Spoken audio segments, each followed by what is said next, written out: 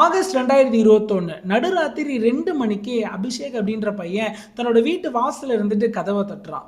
அம்மா அம்மான்னு கூப்பிடுறான். எந்த ஒரு சவுண்டுமே உள்ளேருந்து வர மாட்டேது. சரி தூங்கியிருப்பாங்க போல அப்படின்ட்டு இவனோட தங்கச்சியான நேகாவை கூப்பிடுறான். நேகாவுமே எந்த ஒரு சவுண்டுமே கொடுக்கல. அடுத்து அவங்க அப்பாவை கூப்பிடுறான். அடுத்து அவங்களோட பாட்டியை கூப்பிடுறான். யாருமே உள்ளேருந்து பதிலே சொல்லலை. சரின்னு இவனுக்கும் என்னடா அது நடுராத்திரி ஆயிடுச்சு, நம்ம குடும்பத்தில் உள்ளவங்க எல்லாருமே தூங்கிட்டாங்களே, இவ்வளோ அசந்தெல்லாம் தூங்க மாட்டாங்களே அப்படின்ட்டு பயத்திலே தன்னோட மாமாவுக்கு கால் பண்ணுறான். அவனோட மாமா வீடு பக்கத்தில் 2 தெரு தள்ளி தான் இருக்குது. அவங்க மாமாவும் இருடா நான் வந்து பார்க்குறேன் அப்படின்ட்டு அவங்க மாமா காரில் வராங்க. சரின்னு 2 பேருமே கதவை தள்ளி பார்க்குறாங்க. உள்ளுக்குள்ளே பூட்டி இருக்கு. சரின்னு பார்த்துக்கிட்டு இருக்கப்ப அந்த கதவை உடச்சி உள்ளே போகிறாங்க. அப்பயே அங்கே ஒரு மாதிரி கும்பல்லாம் சேர்ந்துட்டாங்க, ஏதோ நடக்க போகுது அப்படின்ட்டு. உள்ளே 2 பேரும் போகிறப்பே ஒரு பிளட் ஸ்மெல் வந்திருக்கு. சரின்ட்டு அவங்க மாமா தான் முதல்ல போகிறாரு. பயங்கரமான சத்தம் போடுறாரு. ஓன்னு கதறாரு. என்னடா இது அப்படின்ட்டு அபிஷேக்கும் முன்னாடி நடந்து போய் பார்க்குறான். இவனோட அப்பா வந்து கீழே இறந்து கிடக்காங்க. அது மட்டும் இல்லாமல் தலை வெட்டிச்சு மூலெல்லாம் வெளியே வந்து செதறி இறந்து கிடக்காங்க. அதாவது யாரோ ஒருத்தவங்க ரொம்ப க்ளோஸ் ரேஞ்சில்ங்க, அதாவது நம்ம கண்ணை வச்சு சுடுறதுல ரொம்ப க்ளோஸ் ரேஞ்சில் வச்சு சுட்டுருக்காங்க. அவங்க அப்பாவை கீழே இறந்து கிடக்காரு. சரின்ட்டு அம்மா அம்மான்னு கத்திக்கிட்டே அவங்க அப்பா சடலத்தை பார்த்துட்டு ஃபர்ஸ்ட் ஃப்ளோருக்கு ஓடுறாங்க. அவங்க அம்மா கிச்சனில் அதே நிலைமையில அவங்களுமே கரெக்டாக நெத்தி போட்டில் கண்ணை வச்சு யாரோ சுட்டுருக்காங்க. சரி தங்கச்சி என்னன்னா அப்படின்ட்டு 3rd ஃப்ளோருக்கு ஓடுறாங்க. அதாவது ஃபர்ஸ்ட் ஃப்ளோரில் அம்மா, 3rd ஃப்ளோருக்கு ஓடுறாங்க. ஓடி இருக்கப்பே 2nd ஃப்ளோரில் இவனோட பாட்டியும் இறந்து கிடக்காங்க. அதே மாதிரியே நெத்தி போட்டல. கடைசியா தங்கச்சியை போய் பார்க்குறப்ப தங்கச்சியும் அதே மாதிரியே நெத்தி போட்டல யாரோ சுட்டு கொண்டிருக்காங்க. அபிஷேக்குக்கும் அவங்க மாமாவுக்கும் ஒரே அதிர்ச்சி. ஏன்னா ஒரு நைட்ல பார்ட்டிக்கு போயிட்டு வந்த கேப்ல எப்படி யாரோ வந்து அதுவும் 4 பேரையுமே ஒரே குடும்பத்தில் உள்ளவங்களை நெத்தி போட்டலே போட்டிருப்பாங்க அப்படின்ட்டு மிகப்பெரிய அதிர்ச்சி. போலீஸும் வந்து ஃபுல்லா இன்வெஸ்டிகேஷன் பண்றாங்க. அப்பதான் பயங்கரமான திடுக்கிடும் உண்மைகள் தெரிய வருது. அதாவது இந்த இவ்வளவு பிரச்சனைக்கு இவ்வளவு கொலைகளுக்கு முதல் காரணம் வந்து யாரு அப்படின்னா இவனோட தங்கச்சியான நேகா இவனும் தான், அபிஷேக்கும் தான். அதாவது இந்த அபிஷேக் ஒரு கேவலமானவன். இவன் எந்த நிலைமையில இருந்தப்ப அந்த நேகா இவனை பார்த்தாங்க, பார்த்த அப்புறம் அந்த நேகா என்ன செஞ்சாங்க அப்படின்றதான் இவ்வளோ ஒரு மிகப்பெரிய பிரச்சனைக்கு காரணமே. இதெல்லாம் நீங்க இந்த வீடியோல முழுசா பார்க்க போறீங்க. உண்மையிலே சொல்றேன், தமிழ்நாட்டில் இப்படி ஒரு வீடியோவை நீங்க பார்த்துருக்கே மாட்டீங்க. ஏன்னா அவ்வளோ அதிர்ச்சியா இருக்குங்க. ஒவ்வொரு நொடியுமே நம்ம ஈரக்கொலையை நடுங்கும் அப்படின்னே சொல்லலாம். அதனால மறக்காம வீடியோ ஃபுல்லா பாருங்க. நம்ம சேனலுக்கு புதுசா வந்திருந்தீங்க அப்படின்னா ஒரு லைக் கொடுத்துட்டு உங்களுக்கு இந்த வீடியோ பார்த்துக்கிட்டு இருக்கப்ப பிடிச்சா மட்டும் சப்ஸ்கிரைப் பண்ணிக்கோங்க. நம்ம டெய்லியுமே ஒரு கிரைம் கதைகளை வழங்கிக்கிட்டே இருக்கோம். ஓகே, நம்ம வீடியோக்குள்ள போயிடலாம். அதாவது நான் வீடியோக்குள்ள இந்த முழு கதையை சொல்றதுக்கு முன்னாடி இந்த குடும்பத்தை பத்தி நான் சொல்லிடுறேன். இந்த குடும்பத்தோட தலைவர் பிரதீப் மாலிக். இவருக்கு வந்து பயங்கரமான ஒரு பிசினஸ் இருக்குங்க. அதாவது ரியல் எஸ்டேட் பிசினஸ். அதாவது இந்த பெரிய பெரிய ஹை டிக்கெட் கிளைண்ட்ஸ் இருப்பாங்கல்ல, பல கோடி ரூபாய் வச்சிருக்காங்கல்ல, அவங்களுக்குலாம் நிலம் வாங்குறது வித்து கொடுக்குறது இந்த மாதிரி பண்ணிக்கிட்டு இருப்பாரு. இவரோட நெட்வொர்க் மட்டுமே கிட்டத்தட்ட 400 கோடிக்கு மேலையா இவரோட நெட்வொர்க். ஸோ பாருங்க, இதனாலே பிள்ளைங்களை ரொம்ப பார்த்து பார்த்து வளர்த்துருக்காரு. இவருக்கு 2 பிள்ளைங்க. ஒருத்தன் பேர் வந்து அபிஷேக், இன்னொரு பொண்ணு பேர் வந்து நேகா. அபிஷேக்கு கிட்டத்தட்ட 20 வயசு ஆகுது, நேகாவுக்கு 18 வயசு ஆகுது. 2 பேருமே அருமையா படிக்கிற பிள்ளைங்க. அது மட்டும் இல்லாமல் அருமையான பிள்ளைகள் கூட சொல்லலாங்க. அபிஷேக் தன்னோட காலேஜை முடிச்சுட்டு இன்னொரு காலேஜ் டெல்லிக்கு போய் படிக்க போறான். அதாவது என்ன படிக்க போறான் அப்படின்னா கேபின் க்ரூ, இந்த ஏரோப்ளேன்லாம் இருப்பாங்கல்ல, ஸோ அந்த ஒரு படிப்பு படிக்க போறான். அதுவுமே அவங்க அப்பா வந்து அவங்க அப்பா தான் அவனை வற்புறுத்தி அனுப்பி வைக்கிறாங்க. ஏன்னா என்ன, நம்மள்ட்ட நிறைய காசா இருக்கு, நீ தான் அதெல்லாம் ஆள போற, இருந்தாலும் நீ கொஞ்சம் வெளி உலகம் கத்துக்கணும், நீ வீட்டிலே இருந்தேன்னா சரிப்பட்டு வராது, வெளி உலகத்தை நீ கத்துக்கிட்டு வா அப்படின்ட்டு அவனை டெல்லிக்கு அனுப்பி படிக்க வைக்கிறாங்க. நல்லபடியாவே படிச்சு முடிச்சு வீட்டுக்கும் வரான்னு சொல்லலாங்க. வீட்டுக்கு வந்துட்டு கொஞ்ச நாள் தனியா ஜாலியா தான் இருக்கான். ஸோ அதுக்கப்புறம் என்ன பண்றான் அப்படின்னா பிகாம் படிக்க ஆரம்பிக்கிறான். அதுவும் பிகாமும் நல்லபடியா தான் படிச்சுக்கிட்டு இருக்கான். இப்போ இதுல என்ன நடக்குது அப்படின்னா இவங்க குடும்பத்துல இவங்க அப்பா ரியல் எஸ்டேட் நான் சொன்னேன் இல்லையா, இதனாலேயே வந்து கொஞ்சம் நிறைய எனிமிஸ் இருந்திருக்காங்க இவங்களோட சுத்து வட்டாரத்துல. என்ன இவன் மட்டும் இவ்வளோ பேருக்கு புரோக்கர்களை பார்த்து இவ்வளோ சம்பாதிச்சிட்டான் அப்படின்ட்டு இவர் மேலே பயங்கர பகையில் நிறைய பேர் இருந்திருக்காங்க. இதுக்காக இந்த பிரதீப் என்ன செய்கிறாரு அப்படின்னா பயங்கரமான கன்ஸ்லாம் வாங்கி வீட்டில் வைக்கிறாரு. அது மட்டும் இல்லாமல் வீட்டில் வைக்கிறதோட நம்மளோட குடும்பத்தில் உள்ள எல்லார் சேஃப்டியும் முக்கியம் அப்படின்றதுக்காக தன்னோட குடும்பத்தில் உள்ள எல்லாருக்குமே கன் பயிற்சி கொடுக்குறாரு. அதுவுமே பர்ஃபெக்டாக லைசன்ஸ்லாம் வாங்கின கன்ஸ். அது மட்டும் இல்லாமல் பிள்ளைகள் எல்லாருக்குமே அந்த கன்ஸ்லாம் யூஸ் பண்ணுறதுக்கு தெளிவாக கற்றுக் கொடுக்குறாரு பிள்ளைங்க சின்ன வயசில் இருக்கும்போதே. அது மட்டும் இல்லாமல் ரெகுலரான கன் ப்ராக்டிஸும் கொடுக்குறாரு இவங்களுக்குலாம். ஏன்னா நாளைக்கு எதனா ஒரு விபத்து விபத்தோ எதனா ஒரு பிரச்சனையோ உங்க வீட்டில் வரப்ப இந்த பிள்ளைங்க எல்லாமே தன்னை தன்னை காப்பாற்றிக்கணும் அப்படின்ற ஒரு நல்ல எண்ணத்தில் பண்ணியிருக்காரு. எவ்வளோ ஒரு அருமையான தந்தை பாருங்களேன். கிட்டத்தட்ட 400 கோடி ரூபாய்க்கு மேலே சொத்து மதிப்பு இருந்தாலும் கூட தன்னோட பிள்ளை வெளி உலகத்தை கற்றுக்க வேணும் அப்படின்ட்டு வெளியூர் அனுப்பி வைக்கிறாரு. தன்னோட குடும்பத்தோட சேஃப்டிக்காக கன்ஸ் ப்ராக்டிஸ் பண்ணி வைக்கிறாரு.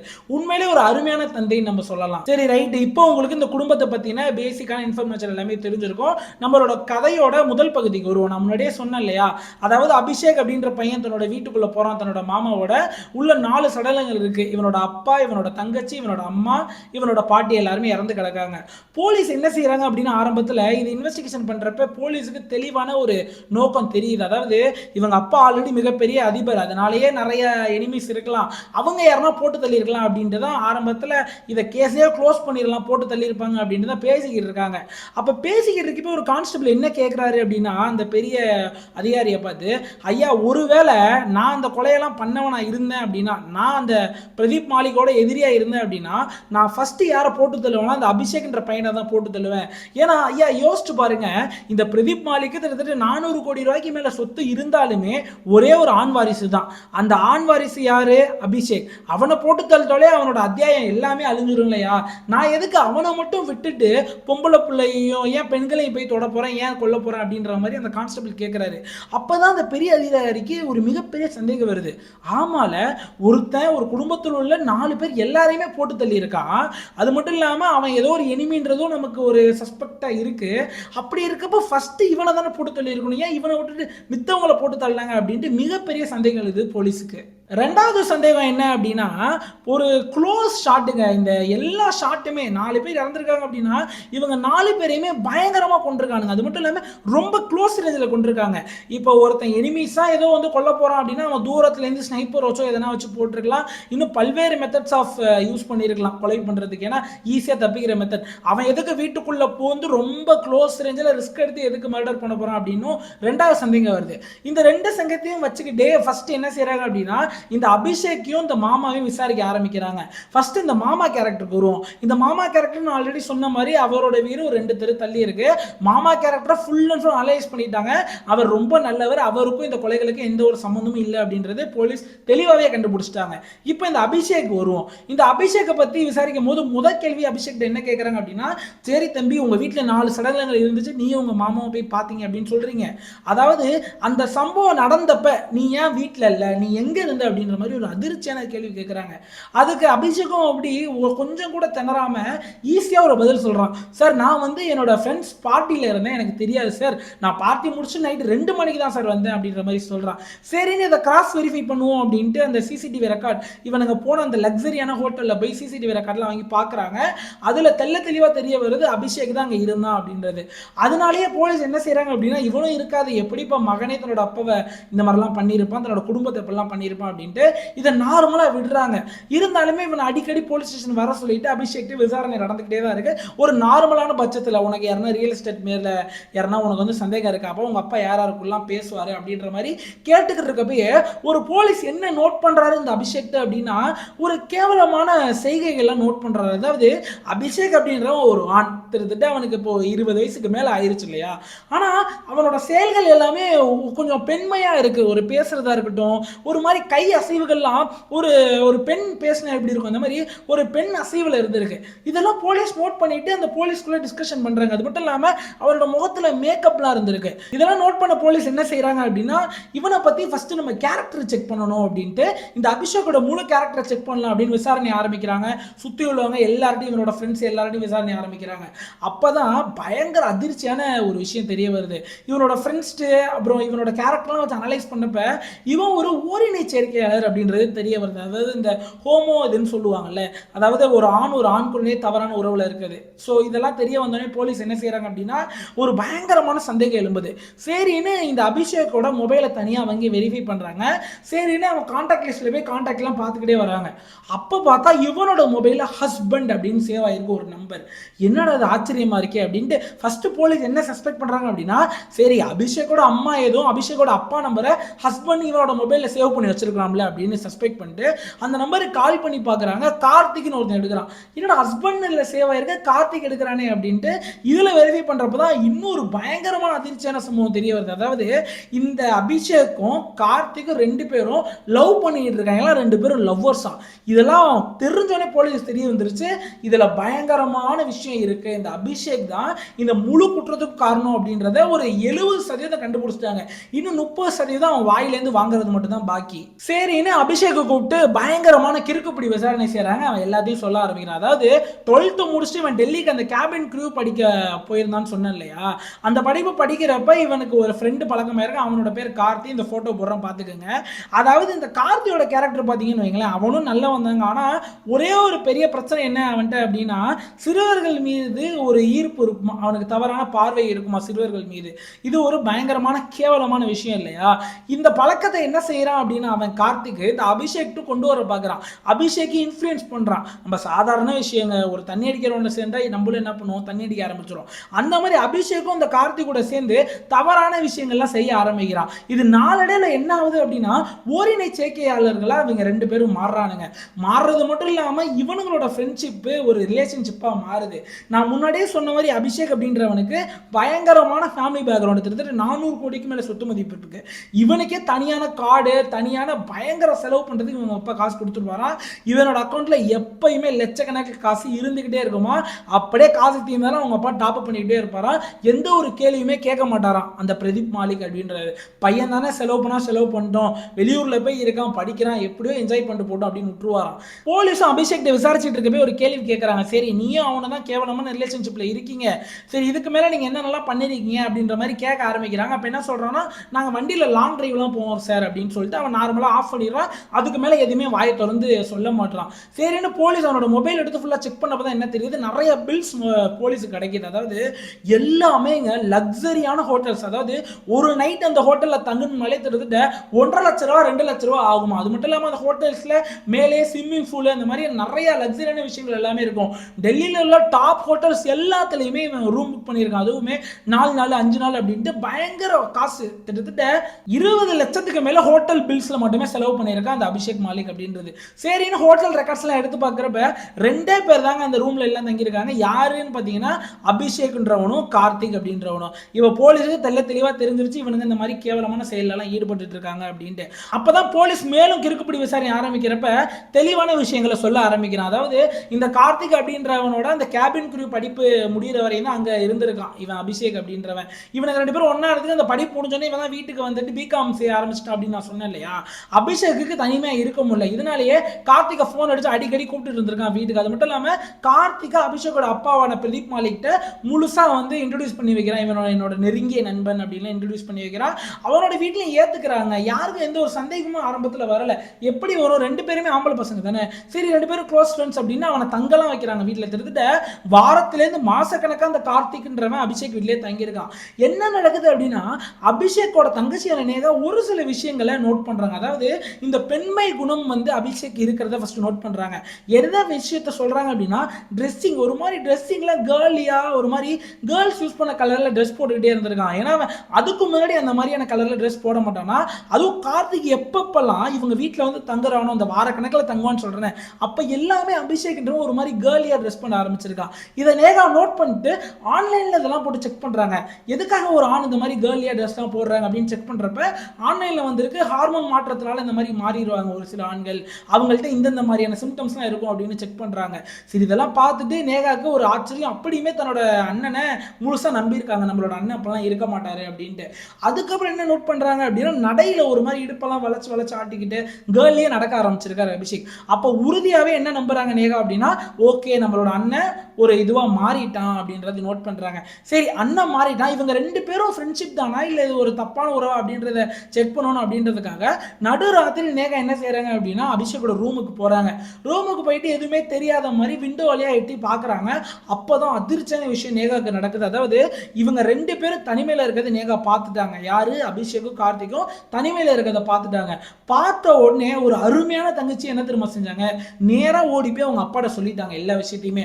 அப்பா, நான் கொஞ்ச நாளாவே நோட் பண்ணி இருந்தேன், நான் கன்ஃபார்ம் பண்ணல, இப்பதான் கன்ஃபார்ம் பண்ணேன், மேல அவங்க தப்பான உறவுல இருக்காங்கப்பா அப்படின்னு கூச்சமே படாம தன் அண்ணனை இந்த ஒரு பிடியிலேருந்து காப்பாற்றணும் அப்படின்றதுக்காக தன்னோட அப்பாவான பிரதீப் மாலிக் எல்லா வசதியும் சொல்றாங்க. பிரதீப் மாலிக் அவர் கையில பெல்ட்டை எடுத்துட்டு வந்து போட்டு அடின்னு அடிக்க ஆரம்பிக்கிறார். அந்த கார்த்திகை அடிச்சு வீட்டை விட்டு துரத்திடுறாங்க. அபிஷேக் தன்னோட பிள்ளையான அபிஷேக் அடின்னு அடிக்கிறாரு. அடிச்சு ஏண்டா உனக்கு தாண்டா அந்த 400 கோடி ரூபாய் சொத்தம், நீ தாண்டா அதெல்லாம் ஆள போற, ஏன்டா அவளை கேவலமா போயிட்டு அப்படின்ட்டு அவ்வளோ அட்வைஸ் பண்றாருங்க. சரின்னு அவன் திரும்பின மாதிரி தான் தெரியுது, ஆனா அவன் முழுசா திருந்தவே இல்லை. என்ன நடக்குது அப்படின்னா அதுக்கப்புறம் இவன் தன்னோட ரூமுக்கு போயிட்டு கார்த்திகிட்ட போன் அடிச்சு பேச ஆரம்பிக்கிறான். அப்ப கார்த்திக் ஒரு சில ஐடியாஸ் எல்லாம் கொடுக்குறான். கார்த்திக் மர்டர் பண்ணிட்டு வா அப்படின்லாம் எந்த ஒரு ஐடியாவுமே கொடுக்கலங்க.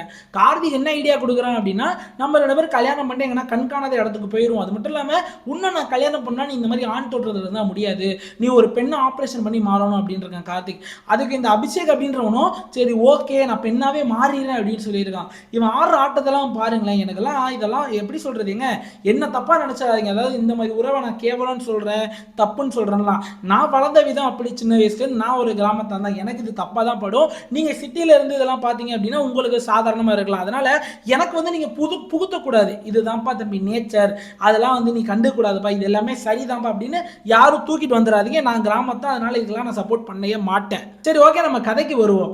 சரின்னு இவன் அபிஷேக் முடிவு பண்ணிட்டான். நேரா என்ன தெரியுமா பண்ணா, அவங்க அப்பாட்ட போயிட்டு அப்பா இந்த மாதிரி எனக்கு ஒரு 1,00,000 ரூபாய் பணம் வேணும்பா அப்படின்னு சொல்லியிருக்கான். சரி நம்ம மாமா ஏதோ திருந்திட்டான் போல, எங்கேயோ வெளியில ட்ரிப் எதுவும் போறோம் போல அப்படின்னு, எதுக்கு பார்த்தாங்க பணம் வேணும் அப்படின்னு பிரதீப் மாலிக் கேட்டிருக்காரு. அதுக்கு அபிஷேக் சொல்லியிருக்கான், இல்லப்பா எனக்கு உடம்பு ஒரு மாதிரி நல்லா இல்லப்பா, அதனால நான் வந்து பெண்ணா மாற போறேன், ஆப்ரேஷன்லாம் பண்ணணும் அப்படின்ற மாதிரி சொல்லியிருக்கான். அட என்னடா அது கருமம் அப்படின்னு செருப்படுத்து அடின்னு அடிச்சிருக்காங்க. அதுலேயே ஒரு மாதிரி டிப்ரெஷன் ஸ்டேஜுக்கு போயிடுறான். அவங்க அப்பாவும் மிகப்பெரிய டிப்ரெஷன் ஸ்டேஜுக்கு போயிடுறாங்க. ஏன்னா இவ்வளோ இது சம்பாரிச்சு இவ்வளோ இது பண்ணி இவ்வளோ ரிஸ்க் எடுத்து நம்ம லைஃப்ல இவ்வளோ பெரிய ஆளாகி நம்ம பிள்ளைங்களுக்குலாம் ஒரு செட்டில் பண்ணலாம்னு நினைச்சா இவன் என்னடா அப்படி பொம்பளையா மாறுவேன் ஆம்பளையா ஆறுவேன்னு சொல்லிட்டு இருக்கானே அப்படின்ட்டு ரொம்ப டென்ஷன் ஆயிட்டாரு அவங்க அப்பா. அதனாலே போட்டு செருப்பாலே அடிச்சிருக்காருங்க. செருப்பால் அடி வாங்கினதுனால தாங்க முடியல. போயிட்டு என்ன பிளான் பண்றான் அப்படின்னா ரூம்ல உட்காந்து கார்த்திக்கு ஃபோன் அடிக்கல, எதுவுமே பண்ணலைங்க. பயங்கரமான பிளான் போடுறோம். அதாவது நமக்கு தான் துப்பாக்கி யூஸ் பண்றதுக்கு தெளிவாக நம்ம அப்பா கற்றுக் கொடுத்துருக்காரு, நம்ம வீட்டிலே தான் ஒரு லைசன்ஸ்டு கன் இருக்கு, அதை எடுத்து ஏன் நம்ம இவனுங்களை போட்டு தள்ளிட்டு நம்ம கார்த்திகை கல்யாணம் பண்ணிக்கூடாது அப்படின்ற மாதிரி யோசிக்க ஆரம்பிக்கிறான். அதனால பயங்கரமான ஒரு பிளான் போடுறான்.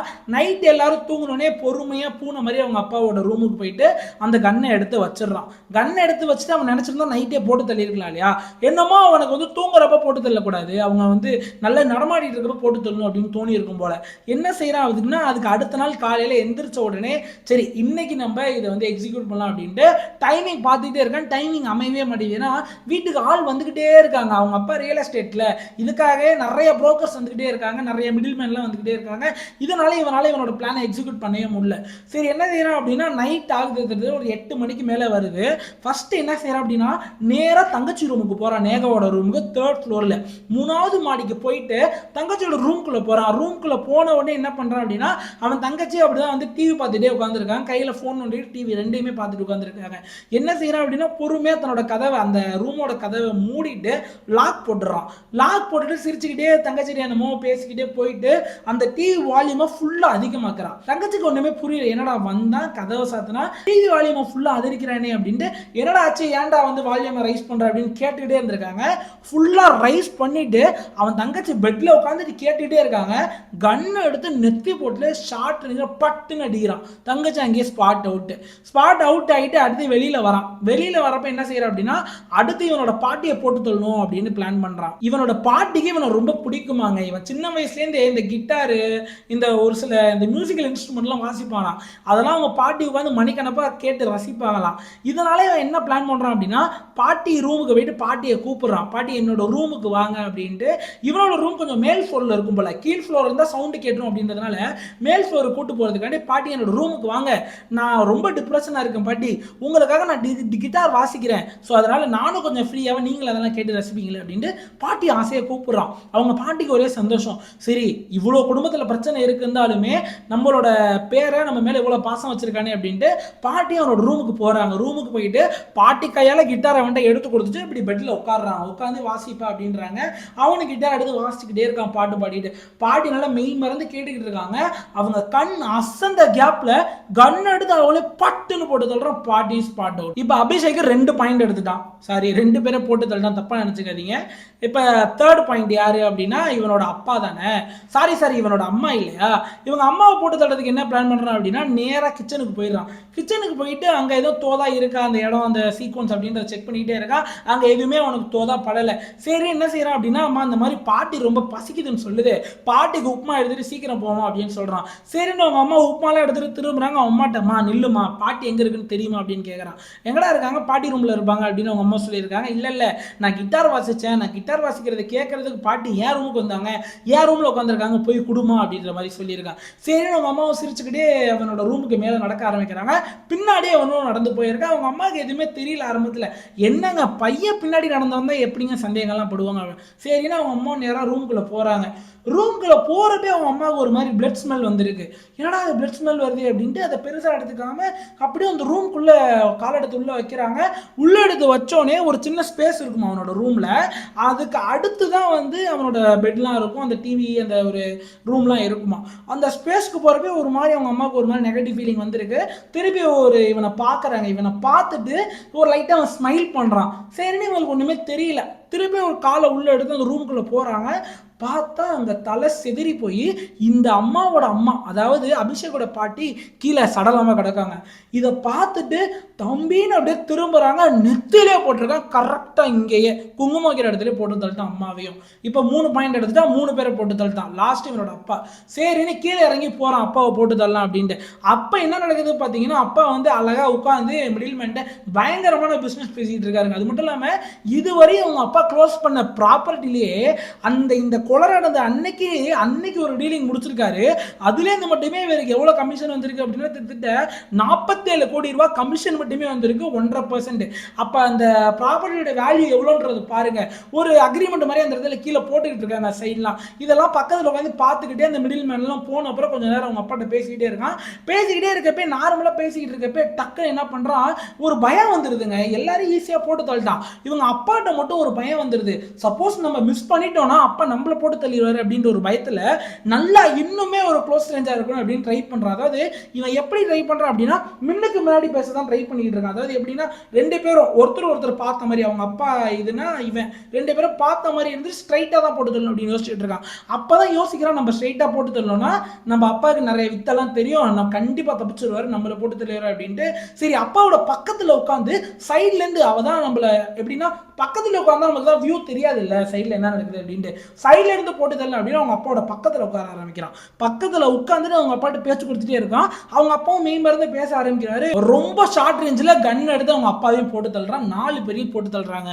போட்டு தள்ளிட்டு கதவை உள்ளாடி ஃபுல்லா க்ளோஸ் பண்ணிட்டு, அதாவது உள்ளுக்குள்ளேருந்து பூட்டின மாதிரி பூட்டிட்டு செவரேறி குதிச்சு போயிடுறான். எதுக்கு போறான் அப்படின்னா, ஒரு பார்ட்டி அரேஞ்ச் பண்ணியிருக்கானுங்க அன்னைக்கு தான் அவனோட ஃப்ரெண்ட்ஸ் எல்லாம் சேர்ந்து. சரி அந்த பார்ட்டிக்கு மிட் நைட் பார்ட்டிக்கு போயிட்டு அங்க போயிட்டு ஜாலியா இருக்காங்க. போலீஸ் என்ன சொல்றாங்க அந்த ரிப்போர்ட்ல அப்படின்னா, நீங்க படிச்சு பார்த்தாலே தெரியும், அந்த பார்ட்டில எல்லாரை விட இவன் தாங்க சந்தோஷமா இருந்திருக்கான். ஏன்னா சிசிடிவி ரெக்கார்ட்ஸ்ல அப்படியே டான்ஸ் ஆடிட்டு அவ்வளோ குதூகலமா இருந்திருக்கான் அந்த பார்ட்டில. ஜாலியா பார்ட்டிலாம் முடிச்சுட்டு அப்படியே இங்க நடந்து வரான். வந்துட்டு அம்மா அம்மான்னு கூப்பிடுறான். யாரும் கதவு திறக்கல. எப்படி திறப்பாங்க, அதான் எல்லாரையும் போட்டு தள்ளிட்டான்ல. இப்பதான் அந்த ஒரு கட்டம் வருது, சொன்னேன்னா மாமாவோட வீட்டுக்குள்ள போறது. இதெல்லாம் போலீஸ் பார்த்துட்டு இந்தியாவில் அப்படி ஒரு கிரைம் இதுக்கு முன்னாடி நடந்ததே இல்லை அப்படின்ட்டு ரொம்ப ஆச்சரியப்பட்டு போறாங்க. அது மட்டும் இல்லாம இவன் இப்ப கம்பி தான் நீக்கிட்டு இருக்கான் அப்படின்றது நினைக்கிறேன். எங்க போய் நிப்பாட்டி இருக்கு பாருங்க ஒரு கேவலமான ஃப்ரெண்ட்ஷிப்பு. தயவு செஞ்சு சொல்றேன், நீங்க ஒரு அம்மா அப்பாவா இருந்தீங்க அப்படின்னா தயவு செஞ்சு பிள்ளைங்களை கவனிங்க. உங்களோட பிள்ளைங்க மேல சந்தேகப்படுறதுல எந்த ஒரு தப்புமே இல்லை. நான் உங்க பிள்ளைங்களை அடிச்சு கொடுமைப்படுத்துங்கன்னு சொல்லவே இல்லை. உங்க பிள்ளைங்க மேல சந்தேகப்படுறதுல எந்த ஒரு தப்புமே இல்லை. இந்த சந்தேகம் அப்படின்ற வார்த்தையை நீங்க தப்பா எடுத்துக்காதீங்க, கண்காணிங்க அப்படின்னு நான் சொல்றேன். உங்களோட பிள்ளைய வெளியூர்லலாம் உங்க பிள்ளை படிச்சுக்கிட்டு இருக்கு அப்படின்னா, இந்த நட்பு வட்டாரம் அப்படிங்கிறது உண்மையிலேயே நம்ம சாதாரணமா சொல்லுவாங்க, என் பிள்ளை எங்க இருந்தாலும் நல்ல பிள்ளையா இருக்கும், நான் எங்க இருந்தாலும் நல்ல பிள்ளையா இருப்பேன்னு சொல்லுவோம். ஆனா அது நடக்கவே நடக்காது. நீங்க சைக்காலஜிக்கல் படியா பார்த்தாலும் சயின்ஸ் ரீதியா பார்த்தாலும் நீங்க எந்த ஒரு கண்ணோட்டத்தில் பார்த்தாலுமே அந்த சுத்தி உள்ள என்விரான்மெண்ட் தாங்க முக்கியமான இன்ஃப்ளூயன்ஸிங்க. நீங்க ஒரு எப்படி சொல்றது, ஒரு அழுகுன வெங்காயத்தை 100 நல்ல வெங்காயத்தில் போய் வச்சா எல்லா வெங்காயம் அழுகி போடும், அந்த மாதிரி தான். அதனால உங்களோட பிள்ளைங்களை ஒரு நல்ல இடத்துக்கு அனுப்புங்க, நல்லா விசாரிச்சு அனுப்புங்க. உங்களோட பிள்ளைங்களை எப்பயுமே கண்காணிச்சுட்டே இருங்க அப்படின்னு தான் சொல்லுவேன். ஏன்னா உன் பிள்ளை மாறி போயிடுச்சுன்னா திரும்ப வருவாங்க. நம்ம நல்லபடியா வளர்க்கணும் அப்படின்னா, நான் இன்னும் முக்கியமான விஷயம் சொல்லுவேன்னா, உங்க கூடயே வச்சு வளங்க, ஒன்றும் தப்பே கிடையாது. கண்டிப்பா வந்து ஒரு கிரைம் கதையை என்னால முடிஞ்ச அளவு வந்து ஒரு டிஃப்ரெண்டான முறையில் உங்களுக்கு சொல்லியிருப்பேன். நீங்கள் இதுவரையும் பழைய கிரைம் கதைகள்லாம் கேட்டிங்க அப்படின்னு எல்லாரும் வந்து இவர் தான் இன்று போய் மருமகளை கொன்னார், மாமியார் மருமகன் இந்த மாதிரிலாம் பேசுவாங்க. நமக்கு அந்த மாதிரி பொறுமையாலாம் பேச வராது, இப்படி தான் பேச வரும். பிடிச்சிருந்தா லைக் பண்ணுங்கள், சப்ஸ்கிரைப் பண்ணுங்கள், மறக்காமல் கமெண்டில் பிடிச்சிருக்குன்னு போட்டு போயிருங்க. அது மட்டும் இல்லாமல் ஒரு சில மாதிரி கேவலமான தம்ப்நெயில்லாம் எங்கள் சேனலில் வைப்போம் தான், வேறு வழியே கிடையாது. ஏன்னா உங்களுக்குலாம் பர்ஃபெக்டான தம்ப்நெயில் நான் வச்சேன்னு வைங்களேன், இந்த கதையில் என்ன நடந்துக்கு அது இப்போ தம்ப்நெயிலில் வச்சேன்னா கண்டிப்பாக அவனும் பார்க்க மாட்டீங்க. நீங்கள் தம்ப்நெயிலை தொட்டு உள்ளே வந்தால் தான் யூடியூப் நம்ம வீடியோ 4 பேருக்கு அனுப்புகிறோம். நம்ம 4 மணி நேரம் ஸ்பெண்ட் பண்ணி வீடியோ எடுக்கிறோம். சும்மா வந்து ஒருத்தனை மாதிரி ஃபேக்காக கதை உருவாக்கலாம் எடுக்கல. ஒரு மணி நேரம் படிக்கிறோம், அதை ஒரு மணி நேரம் ஸ்கிரிப்ட் ஆகிறோம், அதை 1 மணி நேரம் ஷூட் பண்ணுறோம், அதை ஒரு 2 மணி நேரம் எடிட் பண்ணுறோம் அப்படின்ட்டு இதில் பல்வேறு விஷயங்கள் இருக்குது. அதனால எங்களோட உழைப்பு வீணாயிடக்கூடாது அப்படின்றதுக்காக தான் அந்த மாதிரி கேவலமான தம்ப்நெயில்லாம் வைக்கிறது. உண்மையிலே நான் அதுக்கெல்லாம் பயங்கரமாக ரிக்ரெட் பண்ணிக்கிட்டு தான் இருக்கேன். சரி என்ன பண்ணுறது, ஒரு காலத்தில் என்னோட முகம் ஃபெமிலியர் ஆன அப்புறம் கண்டிப்பாக இந்த மாதிரி தம்ப்நெயில் வைக்கிறதுலாம் நிப்பாட்டிட்டு நம்மளோட முகத்தை அழகாக தம்ப்நெயிலில் வச்சு சூப்பராக நம்ம வீடியோ போட ஆரம்பிச்சிடலாம். வீடியோ பிடிச்சிருந்தா மறக்காம லைக் பண்ணிட்டு கீழே ஹைப் பண்ணுறது இருக்கும், அதெல்லாம் கொடுத்து விட்டீங்க அப்படின்னா நம்மளோட வீடியோ இன்னொரு 4 பேருக்கு போகும். இன்னொரு முக்கியமான விஷயம் என்னன்னா, அந்த கடைசியில் கருத்து சொல்கிறோம் அப்படின்னு நம்ம 4-5 இது பேசிவிட்டு போயிடுறோம்ல, அது ஒரு சில பேருக்கு பிடிக்க மாட்டேங்குது. ஸோ அதுக்கும் மிகப்பெரிய மன்னிப்பு கேட்டுக்கிறேன். என்னோட கருத்தை நீங்கள் எடுத்துக்கலாம் அவசியமே இல்லைங்க. அதே மாதிரி நானும் கருத்து சொல்லலாம், கருத்து சுதந்திரம் அப்படின்னு ஒன்று இருக்குல்ல, அதனால இதை பெருசாலாம் எடுத்துக்காதீங்க. நான்லாம் ஒரு குறுகிய மனசு, அதெல்லாம் ஒரு நேரோ மைண்டட் பீப்புள் அப்படின்னு வாங்கல, இந்த வில்லேஜர்ஸ்லாம் அந்த மாதிரி நான்லாம் ஒரு நேரோ மைண்டட் பீப்புள், அதனால பெருசாக கண்டுக்காதீங்க. டாடா பை பை, நல்லா இருங்க, நல்லதே பண்ணுங்க, நல்லதே நடக்கும். எந்த ஒரு கிரைமுக்குமே எந்த ஒரு பிரச்சனைக்குமே கிரைம் சொல்யூஷன் கிடையாது. பேசினாலே எல்லா பிரச்சனையும் தீர்ந்துடும். அதனால் உட்காந்து பேசுங்க. இந்த பைத்தியக்கார பையெல்லாம் உட்காந்து பேசினாலும் திருந்த மாட்டான். இவனால் என்ன பண்ணணும், தளித்தளிச்சு விட்டுருணும். இந்த மாதிரிலாம் போட்டு ரொம்ப அடக்கி வைக்க முடியாது. அடக்கி வச்சா இந்த மாதிரிலாம் போய் முடியும். அதனால் இவனுங்கெல்லாம் கொஞ்சம் பார்த்து வச்சுக்கோங்க அப்படின்னு தான் சொல்லுவேன். Tata bye. இனிமேல் எங்கே பார்க்க போகிறீங்க, அவன் ஜெயிலில் இருக்கான், மற்றவங்க எல்லாம் செத்து போய் வானத்தில் இருக்காங்க. Tata bye, see you.